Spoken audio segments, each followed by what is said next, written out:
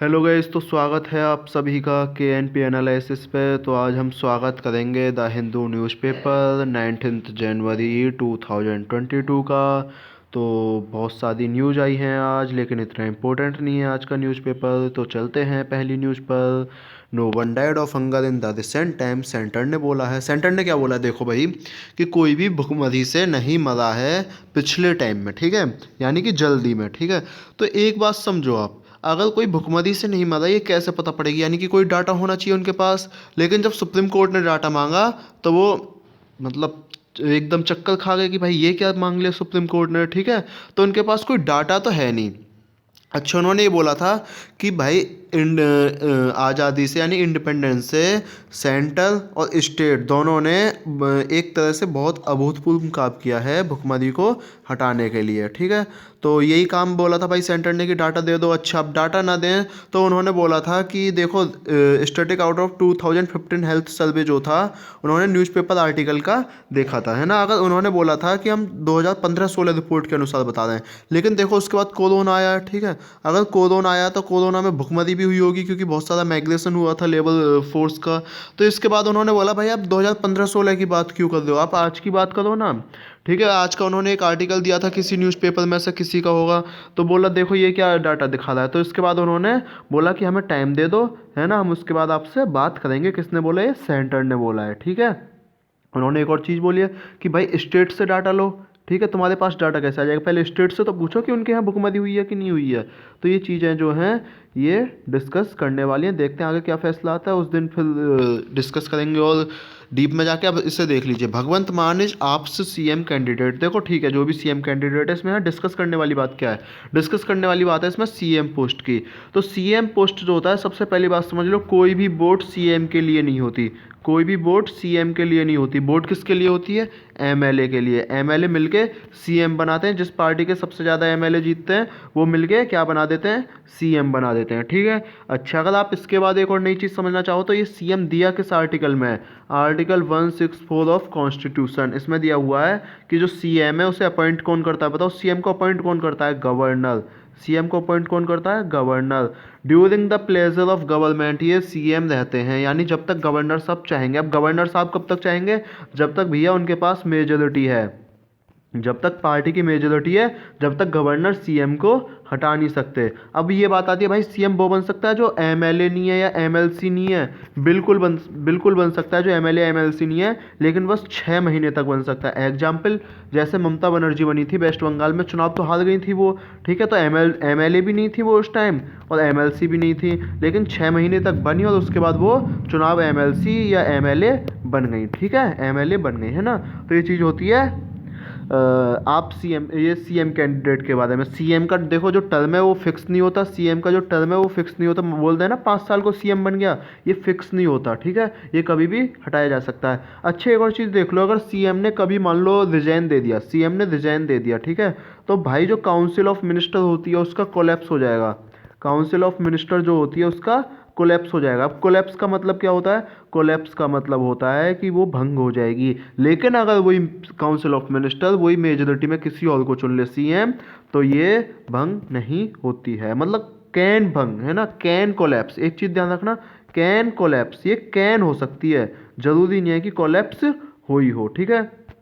CM के एक दो काम समझ लो भाई। सीएम क्या करता है, देखो रिकमेंड करता है। सीएम क्या करता है, रिकमेंड करता है किसके लिए, advocate general of state, advocate general of state, है ना, स्टेट इलेक्शन कमीशन के मेंबर, स्टेट इलेक्शन कमीशन के मेंबर और chief, chairman, specially state public service commission के मेंबर और chairman, state public service commission के। तो ये सारे काम सीएम रिकमेंड करता है, अपॉइंट कौन करता है, गवर्नर, ठीक है। अच्छा, जो सीएम है वो चेयरमैन होता है, सीएम जो है वो चेयरमैन होता है, सीएम जो है वो चेयरमैन होता है किसका, स्टेट प्लानिंग बोर्ड का, स्टेट प्लानिंग बोर्ड का जो है सीएम चेयरमैन होता है, ठीक है। ये न्यूज़ समझ में आई, सीएम के लिए इतना ही काफ़ी है। अगली न्यूज़ पे चलते हैं। अच्छा लैपटॉप है क्या ये, देख लो भाई, जैसा भी है मुझे ना पता, ठीक है। अगली न्यूज़ पे चलते हैं। 5 ship explosion kills 3 navy personal. देखो ये है INS रणवीर, यहाँ पे एक नाम आया है INS रणवीर का, कल उसमें एक्सप्लोजन हो गया था।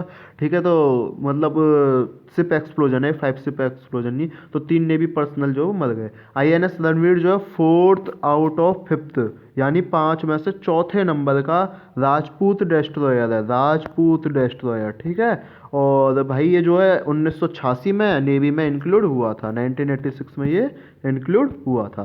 तो INS रणवीर के लिए इतना काफ़ी है।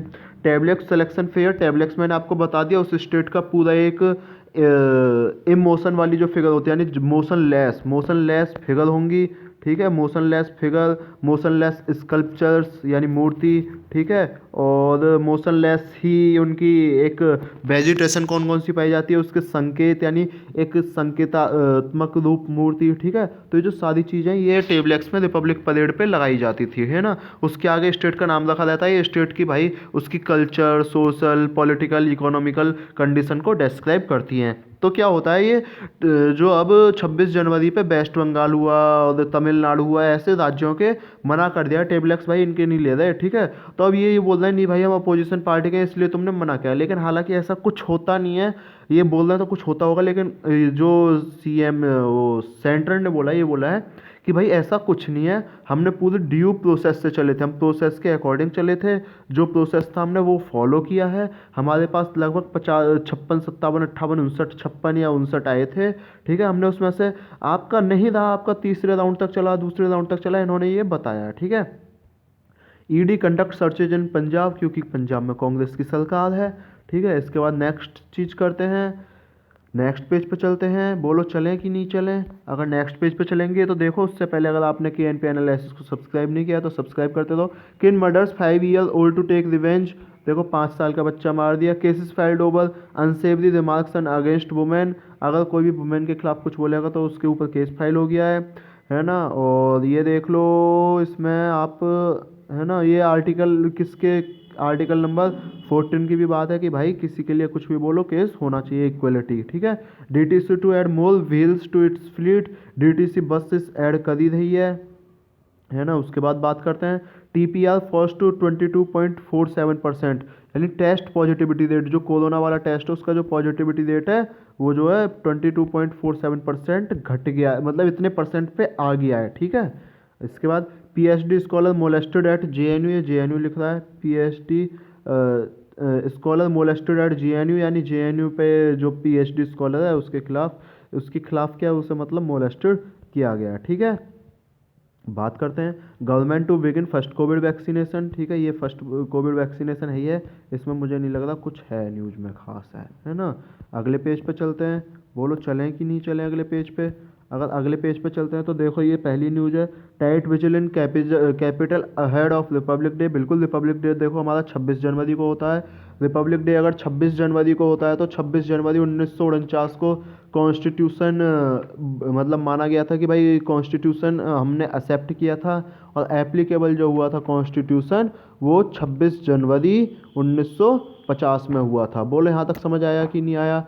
ठीक है, अच्छा, और इसके बाद अगर कोई और बात करने के लिए मेरे हिसाब से बची नहीं है ना।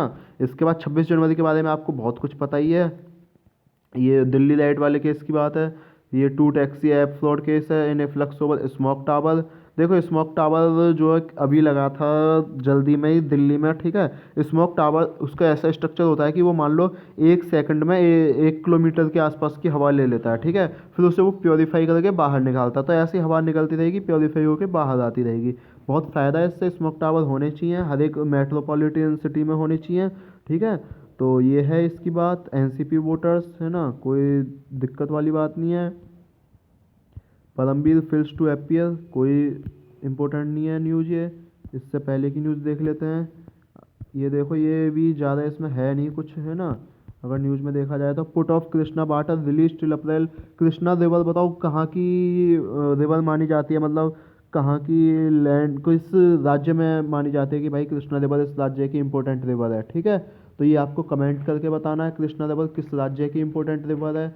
अगर उसके बाद आप नेक्स्ट पॉइंट पे चलते हो, यानी लाइफ लाइन कहाँ की है, कृष्णा रिवर जो है वो कहाँ की लाइफ लाइन है, कहाँ की लाइफ लाइन है, ये आपको बताना है। ठीक है, एक और चीज़ समझ लीजिए आप, जो कृष्णा रिवर है वो ओरिजिनेट होती है वेस्टर्न घाट से। कृष्णा रिवर ओरिजिनेट कहाँ से होती है? वेस्टर्न घाट से। हालांकि ये मैं पिछली वीडियोज में बता चुका हूँ, लेकिन एक बार रिवीजन के तौर पर देख लेते हैं इसे, ठीक है। अच्छा, इसके बाद एक और नई चीज़ देखें तो ये जो है मुल्ला पेरियार डैम है। इसमें एक मुल्ला पेरियार डैम जो इश्यू में चल रहा है, मुल्ला पेरियार डैम है ना। ये जो डैम है ये सुपरवाइजरी कमेटी बनाई गई थी इसके लिए, ठीक है। तो ये सारे डैम के बारे में बात चल रही है ना। और केरला के लडुकी डिस्ट्रिक्ट में है ना, मुल्ला पेरियार रिवर पर है, ठीक है। इसके बाद अगर अगली बीजेपी मिसिंग पर्रिकर जो है उसके लड़के हैं मनोहर पर्रिकर साहब के। आईएनएस रणवीर मैंने आपको बता ही दिया है, ठीक है। और अगर आईएनएस रणवीर में कोई मेजर डैमेज हुआ नहीं है ना।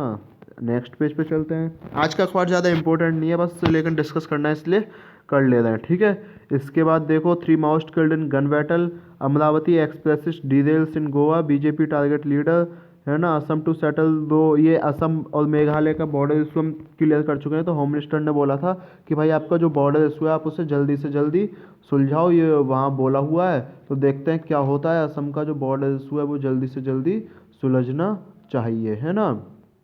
इसके बाद अगर आप नेक्स्ट न्यूज़ पे चले, देखो नेक्स्ट न्यूज़ देखते हैं। Surge in cases due to Congress padyatra बोला इन्होंने, है ना। Newborn dies of malnutrition in Kerala. ये ऐसी ऐसी न्यूज़ें आती रहती हैं, खतरनाक न्यूज़ होती हैं ये, है ना। डेट विद डेट्स, इसमें भी कोई इम्पोर्टेंट खास है नहीं। अगले पेज पे चलते हैं। अच्छा, ये पेज हो गया, बहुत अच्छे, है ना। इसके बाद देखो, इसके बाद आते हैं हम थोड़ी सी वोकेबलरी पे ध्यान दे लेते हैं। आज की वोकेबलरी जो है कि भाई कौन कौन से शब्द इंपॉर्टेंट है। तो इसमें देखो सबसे पहले इन्फ्लेशन कॉन्ड्रम, इन्फ्लेशन कॉन्ड्रम, है ना। कॉन्ड्रम मिस क्या होता है? पहेली है ये। इसमें क्या होता है? पहेली, है ना। कॉन्ड्रम मिस होता है पहेली, यानी कि पजल, यानी कि रिडल, ठीक है। ये इसके पर्यायवाची हैं। आगे बात करते हैं क्या बोला है इन्होंने। भाइल नॉर्थ ब्लॉक मेंटेनेंस, मेंटेनेंस क्या होता है? ये देखो मेंटेनेंस होता है अकर्मण्य, अकर्मण्य, अकर्मण्य, है ना। या नारंगी भी बोलते हैं इसे, नारंगी, ठीक है। तो इसके बाद अच्छा एक और शब्द आया सीक टू कंज्योल, कंज्योल मिस होता है जादू, कंज्योल मिस होता है जादू, कंज्योल मिस जादू। इसका अगर दो वो देखो तो एंचेंट और चार्म, एंचेंट और चार्म इसके पर्यायवाची शब्द हैं। देखो इन्फ्लेशन क्या होता है, इसमें अब आर्टिकल के बारे में बात कर लेते हैं। इन्होंने क्या बोला है, इन्फ्लेशन क्या होता है उस पर डिस्कस कर लेते हैं, ठीक है। इन्फ्लेशन देखो increase in prices, increase in prices, है ना। इन्फ्लेशन दो आधार पर निकाला जाता है। एक डब्ल्यूपीआई इन्फ्लेशन होता है, डब्ल्यूपीआई बेस्ड, एक सीपीआई बेस्ड होता है। डब्ल्यूपीआई मतलब होलसेल बेस्ड इन्फ्लेशन होता है, होलसेल बेस्ड इन्फ्लेशन होता है। सीपीआई कंज्यूमर बेस्ड इन्फ्लेशन होता है। सीपीआई हर साल हर महीने की 12 तारीख को बाहर आता है, 12 तारीख को इसकी रिपोर्ट आती है, ठीक ठीक है। इसमें इन्होंने बोला है कि जो इन्फ्लेशन है वो बढ़ता जा रहा है ना। ये लगभग 5.6% के आसपास पहुंच गया, हेडलाइन इन्फ्लेशन जो है। हालांकि हम इन्फ्लेशन एक वीडियो में डिस्कस कर चुके हैं, और ये वीडियो हमने 13 जनवरी में डिस्कस किया था। आप 13 जनवरी वाला हिंदू एनालिसिस देखना, उसमें इन्फ्लेशन बहुत डीप में डिस्कस किया हुआ है, ठीक है। तो अच्छा, इन्फ्लेशन की अगर आगे की बात करें हम, तो इन्होंने बोला है कि भाई देखो डब्ल्यूपीआई वाले इन्फ्लेशन जो है इस आर्टिकल में जो बोला है वो तो खैर लिमिट में है ना। लेकिन जो सीपीआई इन्फ्लेशन है वो बहुत इंक्रीज हो रहा है। तो इसका मतलब क्या है कि डब्ल्यूपीआई इन्फ्लेशन लेकिन इंक्रीज तो हो रहा है, लेकिन दोनों में जो अंतर है वो है 8% का। इसका मतलब ये है कि महंगाई कम नहीं होने वाली है ना। तो ये पूरे इसमें एडिटोरियल में बोला गया है, ठीक है। ये लिटिल और ये देखो इन्फ्लेशन जो है वो कैसे कैसे हो सकता है, यानी आप तो या तो टैक्स घटा दो, ठीक है, टैक्स घटा दो, और उसके बाद आप कोई सब्सिडी अप्लाई कर दो, सब्सिडी अप्लाई कर दो, ठीक है। और उसके बाद आप इंटरेस्ट रेट घटा दो, है ना, इंटरेस्ट रेट घटा दो, ठीक है। और उसके बाद आप लोन ज़्यादा देना शुरू कर दो, इंक्रीजमेंट इन लोन कर दो, तो इन्फ्लेशन रेट जो है ये कम हो जाएगा अगर महंगाई है तो, है ना। हालांकि इनके प्रोज एंड कॉन्स दोनों होते हैं, ठीक है। और बताओ इन्फ्लेशन जो मॉनेटरी पॉलिसी कमेटी बोलती है इन्फ्लेशन के लिए, मॉनेटरी पॉलिसी कमेटी जो है वो बोलती है कि भाई जो इन्फ्लेशन है वो 4 ± 2% रहना चाहिए, ठीक है।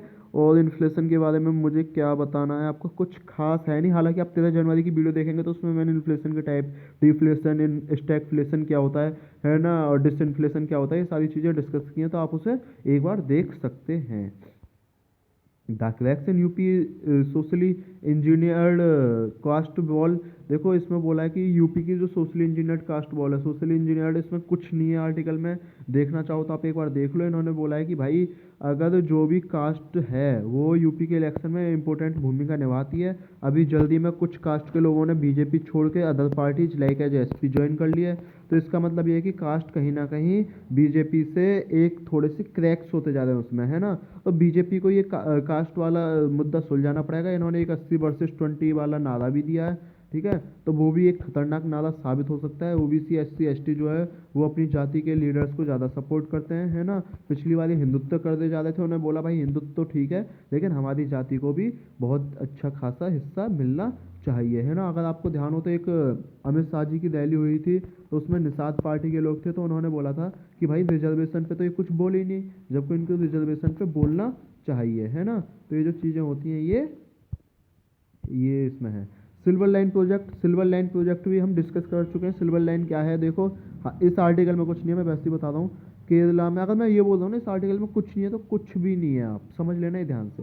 केरला में एक लाइन बिछाई जाएगी, रेल लाइन, ठीक है, उसका नाम दिया गया सिल्वर लाइन प्रोजेक्ट, है ना। अब दिक्कत कहाँ आ रही है, ये बोल रहे हैं सब भाई environment problem, environment problem, environment problem, लेकिन उससे मिनिस्ट्री ऑफ एनवायरनमेंट ने क्लियर चिट भी दे दिया, नहीं भाई आप इस सिल्वर लाइन को बनाओ। पार्टी क्या बोल रही है, सिल्वर लाइन जो बना रही है जो सत्ता में, वो बोल रही है नहीं आप तो जो है विकास के खिलाफ हो। ये लोग क्या बोल रहे हैं, ये लोग बोल रहे हैं जैसे ई श्रीधरन है, ई श्रीधरन जिन्हें मेट्रो मैन कहा जाता है ना, उन्होंने बोला है कि नहीं भाई ये एनवायरनमेंट के लिए एक दिक्कत करेगी, ठीक है। तो ये बहुत सारे इशूज आ रहे हैं एनवायरनमेंट के ही प्रति इशू है ये, बाकी इसमें कोई इशू नहीं है। तो देखते हैं, वो बोल रहे हैं कि नहीं है ऐसे ऐसे ऐसे मत लेके आओ, बैड स्टार्ट कुछ नहीं है। अगले पेज पे चलते हैं। Escalation of forgotten bar in Yemen, इससे थोड़ा सा डीप में देखेंगे, है ना। एस्केलेशन ऑफ फॉरगॉटन बार यानी एक बार था यमन में, वो लगभग उसे भूल चुके थे, लेकिन वो दोबारा वापस आ रहा है। क्या है ये बार, देखो जो हाउतीस हैं, एक हाउती टेररिस्ट ग्रुप है ना। हाउतीस एक टेररिस्ट ग्रुप है, ठीक है। और ये terrorist group Iran supported terrorist group है, यानी इसे ईरान सपोर्ट करता है, ठीक है। ये सऊदी अरेबिया में, यूएई में, है ना, अपना कब्जा जमाए हुए है, ठीक है। इसके बाद ये यमन में भी दिक्कत करता ही करता है ना। अभी इन्होंने एक रवाबी यूएई का फ्लैगशिप है, ठीक है, उसमें लगभग 11 में से 7 इंडियन थे, है ना। तो इन्होंने उसे भी कब्जे में कर लिया था, ठीक है। तो ये जो है अच्छा, कब्जे में करने से क्या नुकसान हो जाएगा, देखो वहाँ पे जो भी यानी कि अभी से चलो आगे पढ़ लेते हैं क्या नुकसान हो जाएगा, है ना। हालांकि मैं ये बताने वाला था कि समुद्र के आसपास के जो शहर हैं यानी कि देश हैं, है ना, वहाँ पे बहुत सारा ट्रेड होता है, तो वो ट्रेड भी नुकसानदायक है। जो रेड सी है उसके आसपास की बात कर रहे हैं हम, ठीक है। अब एक चीज़ समझो, अब यूएई जो है वो जियांट ब्रिगेड उनकी एक अपनी सेना, तो ये उसके खिलाफ आंदोलन कर रहे हैं, हाउथीज के खिलाफ, है ना। अच्छा, अब ये हुआ क्यों था, थोड़ा सा ये समझ लो, हाउथीज आंदोलन हुआ क्यों था। थोड़ा सा अगर मैं इसे बड़ा करूँ, ये देखो हाउथीस आंदोलन जो हुआ था, अरब स्प्रिंग जब हुई थी 1978 में, तो अरब स्प्रिंग अपराइजिंग आ गए थे 2012 तक, ठीक है। अच्छा, इसके बाद जो बात करें हम, तो बिग गवर्नमेंट थी, है ना। बिग गवर्नमेंट का मतलब हाउथीस ने, ये सिया कम्युनिटी से होते हैं, उन्होंने बोला आ जाओ बेटा बिग गवर्नमेंट है, अपना कब्जा करो, है ना। तो वो कब्जा करते गए और नेशनल गवर्नेंस पे आ गए, ठीक है। अब उसके बाद बात चले तो in January 2015 force the Hadi government to seek exile in Riyadh, उन्होंने हादी गवर्नमेंट को रियाद में भगा दिया, है ना। और उसके बाद अगर बात करें तो large section of Yemeni armed force, Yemen की जो आर्म फोर्स है, ठीक है, और मिस्टर सैले के जो हैं उन्होंने सपोर्ट किया था, ये देखो उन्होंने हाउथीज को कंट्री के लिए सपोर्ट किया था, ठीक है। तो वहाँ पे सऊदी अरेबिया में बहुत सारे कंसर्न हो गए। और अगर उसके बाद बात करें तो kingdom views surrogates of Islamic Republic माना जाता है इनको, ठीक है। और उसके बाद अगर आप बात करें तो यहाँ लगभग 25,000 सऊदी एयर अटैक हो चुके हैं, ठीक, 4,000 मिसाइल से और ड्रोन से अटैक हो चुके हैं। तो ये दुख की बात है, लगभग 3.5 लाख लोग मारे जा चुके हैं, लगभग 3.5 लाख यमन में लोग भी मारे जा चुके हैं। और उसके बाद जियो पॉलिटिकल कंपटीशन, अगर बात करो आप जियो पॉलिटिकल कंपटीशन की, तो आप एक चीज़ देखोगे यहाँ पे जियो पॉलिटिकल कंपटीशन में यूएई और सऊदी अरेबिया जो है major territorial reordering of Yemen, यानी यूएई सऊदी अरेबिया दोनों की नज़र किस पे है, यमन पर है। अच्छा, एक इसे याद कर लो, बब अल मंदेब, ये क्या है बब अल मंदेब, ये एशिया और अफ्रीका को लिंक करता है, एशिया और अफ्रीका को लिंक करता है थ्रू द स्यूज कैनाल, मैं इसी को बता रहा था, यहाँ पे ट्रेड बहुत ज़्यादा होता है ना। वो उसकी जो संभावना है वो ये है कि भाई $880 बिलियन से $4.7 ट्रिलियन तक वो बढ़ सकता है। और जिनकी जीडीपी 1.8 थी उनकी जीडीपी लगभग 6% हो जाएगी, है ना। आगे बात करते हैं इसकी, ठीक है। तो ये था जिनकी जीडीपी $1.8 ट्रिलियन थी, वो जीडीपी $6.1 ट्रिलियन हो जाएगी। यूएई जो है वो कब्जा करने की सोच रहा है, उसने बहुत सारे आइलैंड पोर्ट्स पे कब्जा कर लिया है, ठीक है। और उसके बाद बात करें तो प्रायोरिटी जो वो पोर्ट बनाने की भी सोच रहा है वहाँ पे, ठीक है। और ये यूएई का डेवलपमेंट है ना। तो इसके बाद यूएई जो है, ईरान जो है यूएई को एक तरह से न्यूट्रल करने के लिए, है ना, और इजराइल के साथ पार्टनरशिप कर रहा है यूएई न्यूट्रल करने के लिए किसे, ईरान को, जो हाउथीज के साथ उसका एलाइज है, ठीक है। बेच लो भाई, रद्दी बेच लो, ठीक है। अगर चलो इसके बाद बात करते हैं, है ना, तो अच्छा काम है यार ये भी सुबह सुबह का, ठीक है। ओमान पे भी ये बात चल रही है, two border crossing with Oman, the Saudi interest is to construct an oil pipeline from its eastern province to Nishtun ports on Arabian sea. ये जो है सऊदी का इंटरेस्ट है कि एक ऑयल पाइपलाइन बन जाए, है ना। तो ये स्ट्रेट ऑफ हॉर्मज जो है, जहाँ पे ईरान की प्रेजेंस है, उसे बाईपास कर देगा। यानी कि ईरान को बाईपास करने के लिए ये पाइप लाइन बनाई जा रही है। लॉन्ग टर्म मिलिट्री प्रेजेंस की बात कर रहे हैं ये लोग। इसके बाद अगर हम नेक्स्ट चलें, ठीक है, नेक्स्ट कहाँ पे ये, यहाँ पे, ठीक है। नेक्स्ट चलें तो the fight over Marib the last province in Yemen, last province बची है नॉर्थ यमन की, हाउथी कंट्रोल में है वो, है ना। वो 7 ईयर कॉन्फ्लिक्ट को डिसाइड करेगी कि क्या होना है क्या नहीं होना। बोलो समझ आ रहा है कि नहीं आ रहा। अच्छा जी, समझ नहीं आ रहा होना आपको, ये आर्टिकल में मुझे भी पता है थोड़ा सा एक कठिन आर्टिकल है। इसके ऊपर एक हाउथीज के ऊपर वीडियो बनाएंगे, स्पेशल वीडियो, ठीक है। पूरा इनका पास्ट प्रेजेंट और भाई फ्यूचर तो मैं नहीं बता सकता क्योंकि मैं ज्योतिषी नहीं हूँ, ठीक है। तो पास्ट प्रेजेंट पे डिस्कस करेंगे, हाँ फ्यूचर ये बता सकते हैं फ्यूचर में क्या हो सकता है, ठीक है। तो इसे ज़्यादा ध्यान से, अच्छा एक और चीज़ बता दूँ, ये आपके एग्जाम के लिए भी कहीं इंपॉर्टेंट नहीं है, एग्जाम के लिए इंपॉर्टेंट तो है नहीं, है ना, कितने अटैक्स हैं, ठीक है। अब ये इंपॉर्टेंट रहेगा तो आपकी वर्ल्ड हिस्ट्री का जो सब्जेक्टिव एग्जाम आता है वहाँ पे इंपॉर्टेंट रहेगा। वहाँ जैसे आपको लिखने को आ गया कि टेररिस्ट ग्रुप जो है उनके बारे में लिखो, उन्होंने मतलब वर्ल्ड में कहाँ कहाँ कब्जा कर रखा है, कैसे कैसे कब्जा कर रखा है, तो वहाँ ये आपको 2-3 लाइनें दे देगा, ठीक है। तो इसके बारे में डिस्कस कर लेंगे आराम से। एक और चीज़ समझ लो भाई कि ये जो हाउतीस है ना, ये जैसे कोई भी हो, तालिबान है जैसे, ठीक है, ये जो ग्रुप होते हैं पहले इनको जो देश सपोर्ट करते हैं उनके लिए ही बाद में खतरा हो जाते हैं। पाकिस्तान देख लो, अमेरिका देख लो, कोई भी देख लो आप, है ना। नेक्स्ट न्यूज़ पे चलते हैं। इसके बाद प्रिवेंटिंग जीनोसाइड, यानी जीनोसाइड को हमें प्रिवेंट करना है। जीनोसाइड मीन्स होता है एक हमला, एक मर्डर, बहुत सारे लोगों का एक साथ मर्डर, है ना। तो उसके बाद बात करें क्या बोल रहे हैं ये, अच्छा ये जीनोसाइड देखो क्या है, ये जीनोसाइड कैसे प्रिवेंट करना है। हेट स्पीच जो है उनको आपको रोकना है। हेट स्पीच हम डिस्कस कर चुके हैं। हेट स्पीच इंडिया में आजकल ज़्यादा चल रही है। यति कौन है वो, यति नरसिंहानंद जो हैं, है ना, उनके बारे में ज़्यादा स्पीच चल रही है, ठीक है। तो हेट स्पीच रोकनी चाहिए। अब हेट स्पीच देखो आप, म्यांमार में भी यही हुआ था, म्यांमार में मिलिट्री रूल हो गया है ना। हेट स्पीच अब जैसे तालिबान हेट स्पीच कर रहा है, ठीक है, यही हाउतीस हेट स्पीच के इन्फ्लुएंस में हाउतीस, है ना, कि भाई आ जाओ तुम्हें हम देख लेंगे, मार लेंगे, काट लेंगे। तो ये सारी चीज़ जो है ये बोल रहे हैं कि ये इसमें नहीं होनी चाहिए। ये बोल रहे हैं कि भाई हमने यूएन रिजोल्यूशन भी दिया है कि भाई ये जो भी हेट स्पीच होगी हम उसके खिलाफ होंगे, तो लेकिन होना कुछ भी नहीं है। नेशनल पॉलिटिक्स इंपॉर्टेंट नहीं है, अगले पेज पे चलते हैं। Drone attacks unacceptable says India. देखो इंडिया ने बोला है भैया जो आपने ड्रोन अटैक हुआ था यूएई में जो ड्रोन अटैक हुआ था सॉरी भाई, वो अनएक्सेप्टेबल है, ठीक है, वो एक्सेप्टेबल नहीं है ना।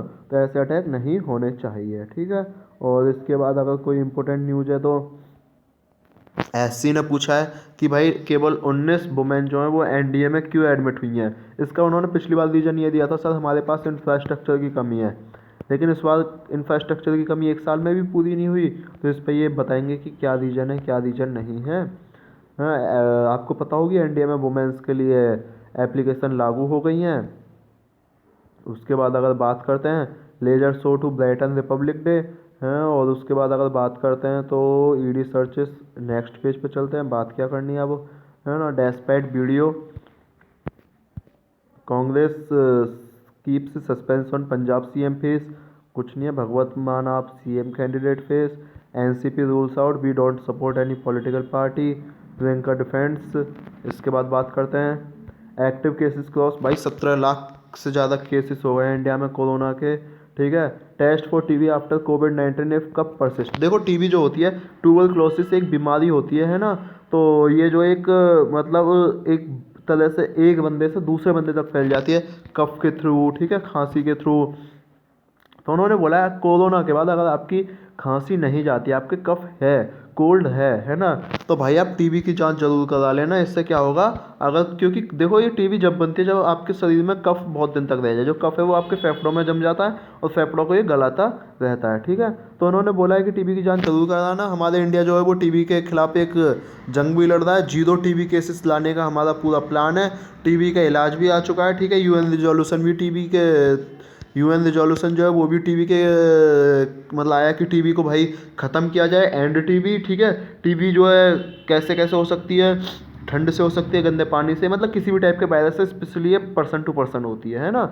इसके बाद बात करें आर्मी रेस्क्यूज इंडियन सिविलियंस, है ना।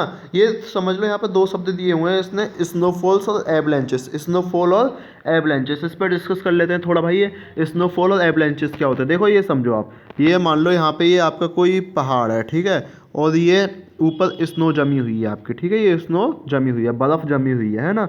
अब जैसे ही ये वहाँ से ये स्नो नीचे की तरफ आएगी, उस ज़मीन से खिसकेगी, माउंटेन से खिसकेगी, है ना, और ये रॉक पे खिसकेगी और ये नीचे गिरेगी, इसे बोलते हैं हम स्नोफॉल या एवलेंचेस।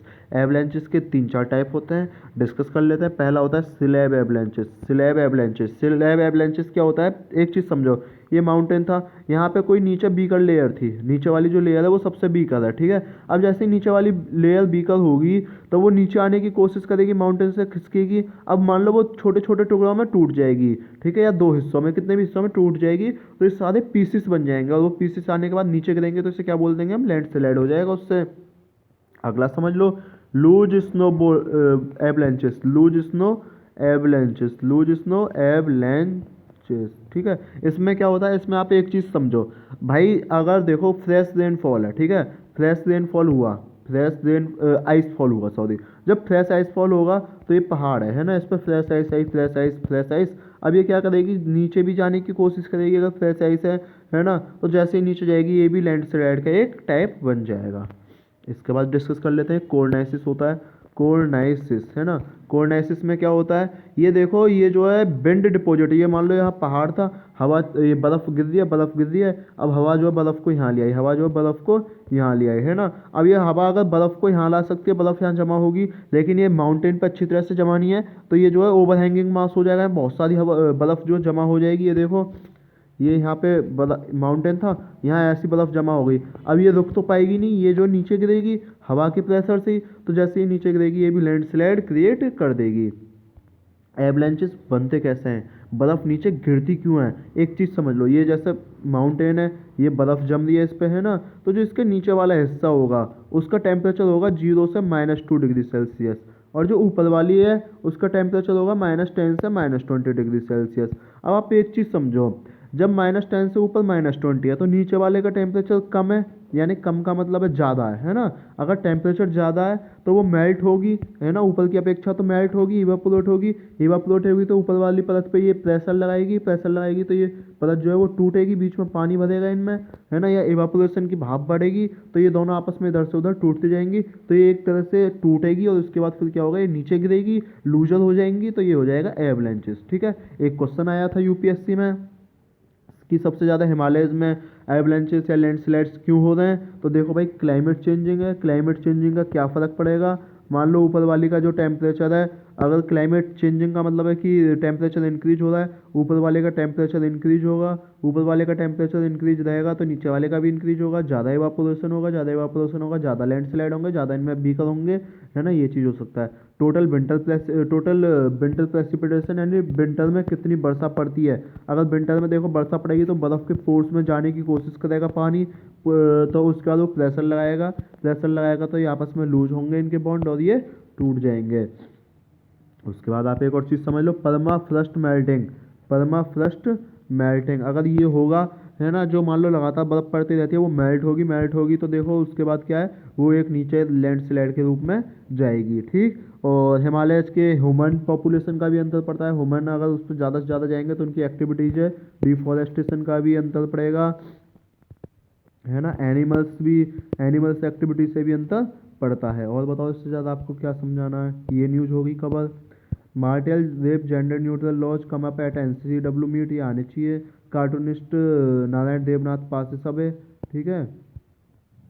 चलते हैं अगले पेज पे। Saudi Arabia hit backs at Houthi rebels after UAE drone attack. Saudi Arabia ने अपना बदला लिया है और जो यानी कि UAE पे ड्रोन अटैक्स हुए थे उन्होंने हाउती पे दोबारा से हमला कर दिया है। देखो जो ये है हाउती, ये सऊदी अरेबिया में ज़्यादा हरकत कर रहा है, इसलिए सऊदी अरेबिया इसके खिलाफ है ना। सऊदी अरेबिया इस पर अटैक करता रहता है, ठीक। Will do whatever it takes to MDP in power says Nasheed. भाई हो जा, सही हो जा। अगर क्या होगा, जो ये बोल रहे हैं will do whatever it takes to keep, जो भी मुझसे बनेगा मैं वो करूँगा, नसीर ने बोला ये MDP को पावर में लाने के लिए। MDP क्या होती है थोड़ा सा देख लेते हैं। MDP एक पार्टी है, ठीक है। MDP जो है मोहम्मद नसीद की एक पार्टी है और ये मालदीव्स में पार्टी है, मालदीव्स की एक पार्टी है। देखो मालदीव्स में कैंपेन चल रही है, इंडिया आउट कैंपेन। अगर कोई क्वेश्चन आ जाए इंडिया आउट कैंपेन कहाँ पे है, तो मालदीव्स में क्या बोलते हैं वो कि भाई इंडिया ने मालदीव्स में इतने सारे इंफ्रास्ट्रक्चर बनाया है, इतनी सारे इंडिया की एक पार्टिसिपेशन रहता है, रोल रहता है मालदीव्स की इकोनॉमी में, मालदीव्स के इंफ्रास्ट्रक्चर में, मालदीव्स के प्रोजेक्ट्स में, मालदीव्स के किसी भी काम में, ठीक है। तो ये बोल रहे हैं नहीं भाई इंडिया को बाहर करो। इंडिया बोल रहा है नहीं भाई हम तो एक बिग ब्रदर की तरह नहीं, हम एक बिग ब्रदर की तरह नहीं, एक फ्रेंड की तरह काम कर रहे हैं, ठीक है। तो लेकिन कुछ लोग बोल रहे हैं कि नहीं नहीं ये गलत है। अच्छा दिक्कत क्या आ रही है, जो मोहम्मद नसीर हैं इनको माना जाता है कि चाइना के एलाई हैं, है ना। तो अगर चाइना के एलाई हैं तो देखो इंडिया जो है, अच्छा अब वहाँ के जो गवर्नमेंट है उसने क्या रिप्लाई किया, उन्होंने बोला भाई हमारी जो फर्स्ट कॉल रहती है, वो इंडिया के लिए रहती है। इंडिया इससे किस किस से लिंक है, जैसे सागर के थ्रू लिंक है इंडिया, है ना। तो ऐसे बहुत सारे इनिशिएटिव्स है जिससे इंडिया लिंक है। इंडिया इसमें वैक्सीन भी पहुँचाई थी, है ना। तो इंडिया बहुत सारे काम करता रहता है ना। और इसके बाद इंडिया जो है उसको लोन भी देता है, यानी फाइनेंशियली भी हेल्प करता है India. Rising sea levels prompt Indonesia to relocate capital. देखो अगर सी लेवल इंक्रीज होगा तो इससे सी लेवल इंक्रीज से मतलब सी अप एस्केलेशन होता है। सी लेवल इंक्रीज डिक्रीज से विभिन्न टाइप के फोर्ड बनती है, जैसे फोर्ड है ना, एक रिया कॉस्ट, ठीक है। ये किससे बनती है, सब सी लेवल इंक्रीज होने से या डिक्रीज होने से। तो अब एक चीज़ समझ लो, अगर सी लेवल इंक्रीज होगा तो ये जो आइसलैंड होते हैं ये सी लेवल के थ्रू कवर हो जाएंगे, इनकी धरती कवर हो जाएगी, धरती पे ये पानी आ जाएगा, यहाँ समुद्र आ जाएगा, यहाँ समुद्र आ जाएगा तो इनको अपने ये जो जगह ये लोकेट करनी पड़ेगी। तो ये इसी तरह से कैपिटल रीलोकेट कर रहे हैं। Blinken to visit Ukraine amid invasion fears. Blinken जो है US सेक्रेटरी के, वो भाई यूक्रेन को विजिट करेंगे, ठीक है। इसके बाद foreign parcel spreading Omicron in China, कोई इंपॉर्टेंट न्यूज़ नहीं है। जर्मनी में कंसिडर हॉट नॉर्ड स्ट्रीम 2, क्योंकि ये यूक्रेन के लिए है। इसके बाद नेक्स्ट पेज पे चलते हैं, इसमें इतनी इंपॉर्टेंट न्यूज़ है नहीं कोई भी।